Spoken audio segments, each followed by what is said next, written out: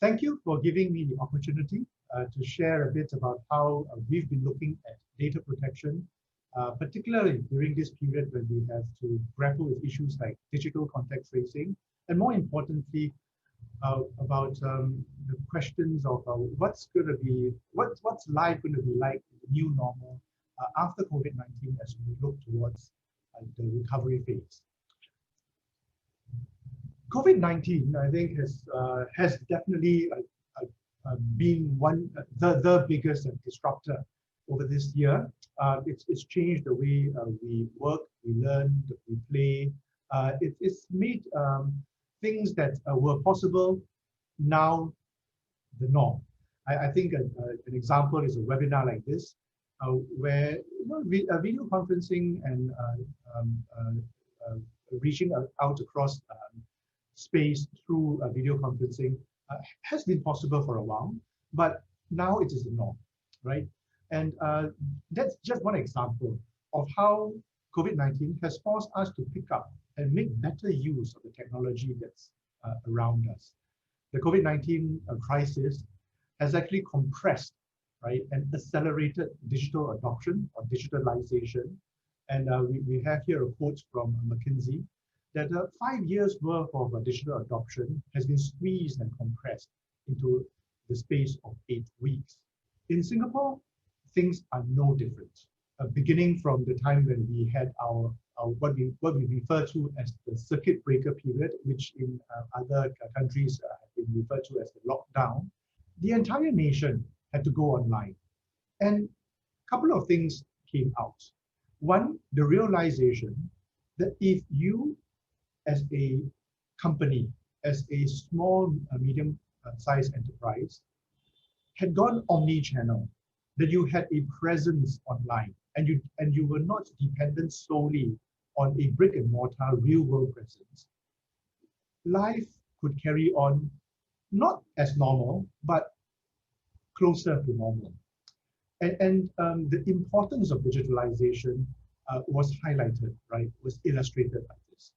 So during I think we had about 2 months worth of circuit breaker when most of Singapore stayed at home. What happened was that retail went online, goods would continue to be delivered to our doorsteps, even though we could not go to brick and mortar retail malls and departmental stores.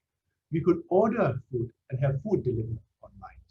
And we were able to get online and we were able to interact. And to do all this, broadband connection was absolutely crucial. A certain facility and comfort in using digital technology like video conferencing was absolutely important. And there was massive adoption of electronic payments and invoicing systems by companies as well as consumers. One of the things that started back then and continues to carry on is really the continued push, right, to ensure that as we go digital, nobody is left behind. And it is important that we take care to ensure that seniors, for example, are given the skills to adopt digital tools. The smallest of our SMEs, the micro enterprises, the sole proprietors who operate in hawker centers that form the backbone of our economy and also providing our basic essentials and all that, right? Hawkers were also going digital as well, that they were comfortable to adopt and make use of e-payment. And it was also important to ensure that there were areas, right, hubs, where digital ambassadors could be present to provide face-to-face support. So these were some of the schemes that started back then and continue to be important and it is branded right under our Singapore Digital. Specific to the area of data, right, and contact tracing, we were kept busy, right? Early on, as we saw the COVID-19 pandemic starting to just appearing over the horizon, we were busy. We were involved, and we assisted with the design of the digital tracing, digital contact tracing app, Trace Together, right? I'll speak a bit more about that later on, right? But especially as we emerge from the circuit breaker period, it was absolutely crucial that the digital contact tracing tools were ready, were in the hands and in use by the general population as we started to go back to retail, go back to our hawker centers and markets, starting to go back to our offices. And as we did that, there were a few things that was important for us to do. One, uh, apart from digital contact tracing tool, we had to ensure that contact tracing, right, was part of the fabric, was part of the set of tools that companies put in place to ensure that they provided a safe work environment for employees when they came back.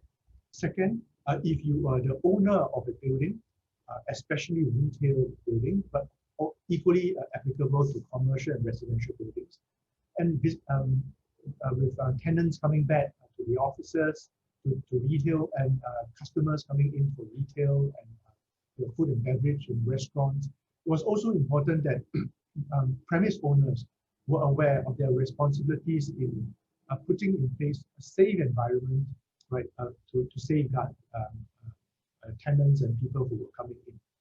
So PDPC was on hand, supporting the larger efforts and providing advisories and guidance on how we could carry on with contact tracing, how we can carry on with safe distancing while ensuring good data protection. Specifically on digital contact tracing, the government pushed out two applications. One is a Trace Together program. It is an app that you can install on your mobile phone. And we were engaged early on to provide data protection by design advice and guidance as the program was in the design phase before it actually was finalized. And because of that, there was a battery of data protection by design principles were adopted. Key amongst which, of course, is that the realization that you do not, you can minimize the amount of data to those that's absolutely relevant for contact tracing purposes. Now, Trace Together application focuses on proximity, right? Alerts, right? And it essentially is intended to identify contacts that have what we refer to as close contacts, where there is a prolonged proximity to each other, so that if, as and when it is necessary to trace these contacts, it is possible to do so. So Trace Together is designed essentially to, one, focus really on the use of Bluetooth signals to detect proximity. Two, right, we minimize the amount of personal data that was collected to contact details and today identification numbers, right? Three, data that was not necessary for this, it was not kept. So geolocation data, for example, is not kept at all by the Trace Together program, right? The other thing that was important is also to provide assurance. What we refer to as the encounter logs that is created by the program as it logs the Bluetooth signals and handshakes, right, of users within proximity. That encounter log is actually kept on the phone, right? And it is only uploaded to the contact tracing center when it is necessary to do so. So most of the time, right, it is on the phone. If you are flagged as one of the persons that that has had a prolonged proximity to a confirmed case, then and only then will the contact tracing center get in touch with you and request that you upload the encounter log. And from there, they can then build, right, a profile, a map, right, to assist with the contact tracing efforts. So that's these are some of the design principles that went into the Trace Together program. There is a second program, which is a safe entry program, and that essentially is a check-in, check-out system very much like the kind of systems that we have gotten used to when we, for example, visit commercial buildings where we are required to check in, check out before a pass, or when at least over here, when we visit friends in our residences and at the guardhouse, where we're required to check in and check out as well, right? So this is now digital, right? And again, it logs very specific information, identity of who, at the time you check in and check out, and based on the QR code that you scan, the location that you visited.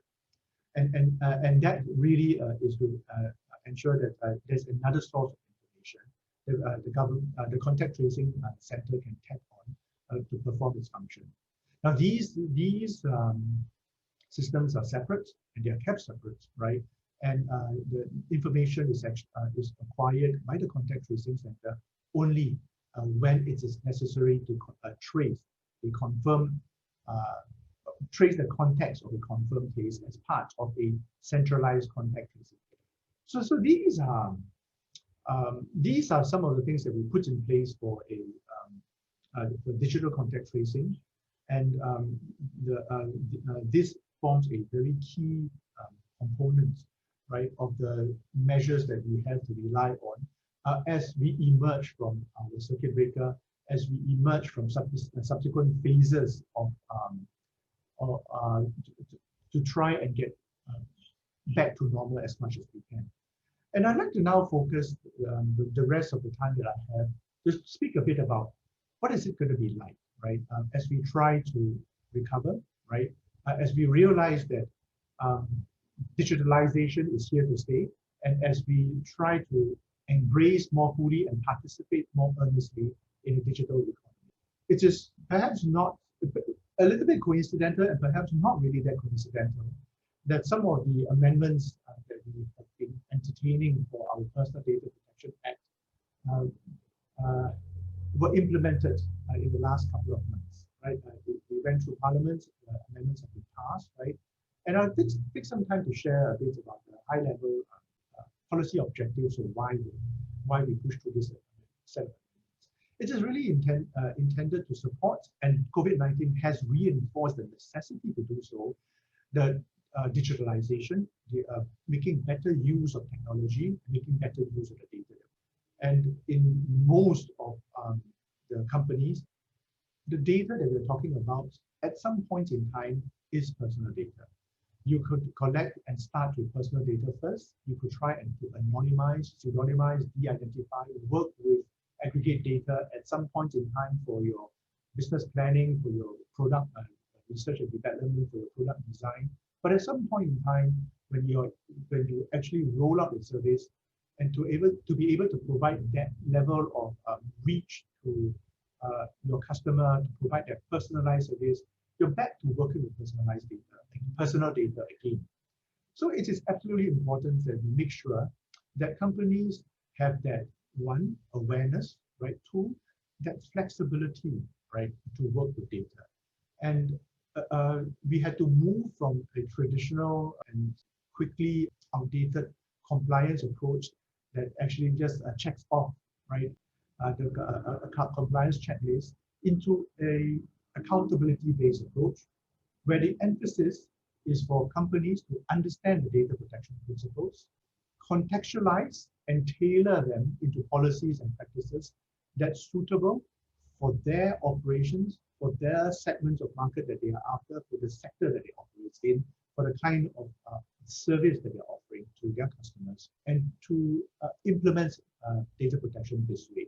So it has to have that flexibility, and it has to shift the focus, right, from a strictly consent transaction into responsibility by the organization to make sure that responsible practices are adopted, safeguards are put in place, and data is used in a respectful and responsible manner. I don't want to spend too much time talking about the nuts and bolts of the Personal Data Protection Act amendments, right? But I want to spend this, use the remainder of my time really focusing on what's going to be absolutely crucial as we move into recovery. I think that as a data protection authority, as a regulator of personal data, the message that we bring to the market has to resonate and has to speak to the concerns of the business community at this point in time. It's important to emphasize good safeguards and good security measures, but we will be a little bit tone deaf if that's all we talk about. At this time, when many businesses are struggling to find new relevance, struggling to adapt to a new customer expectation, new market expectation, when they're trying to recover, I think it is important that regulators also think about how we can support the recovery. And one of the things that we realized, especially looking at what has happened in our own backyard over the last 9 months or so, is that with a massive digitalization efforts, a lot of companies have started to collect data because they have digitalized, they've adopted digital services, whether it's payments or they've gone online to fulfill orders, they're starting to collect data. So it is therefore one of the priorities for us to get businesses to understand they are sitting on a growing treasure trove. Data can be of value, but it can be of value only if you put in the right investments. And what might this investment be? I think one is to make sure that you know where your data is and you are making sure that the data is kept up to date and is of good quality so that you can actually make good use of it.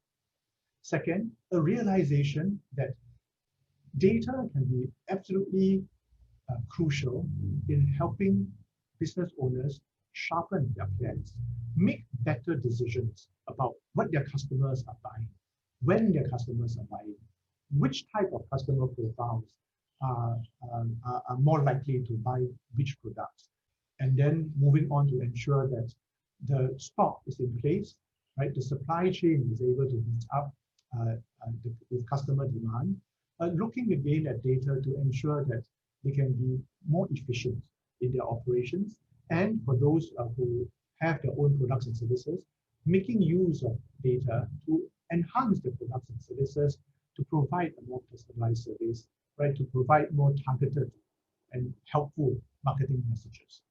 So realization is important. But beyond realization, companies need to have the facility to do so, the ability to do so. That's dependent on several things.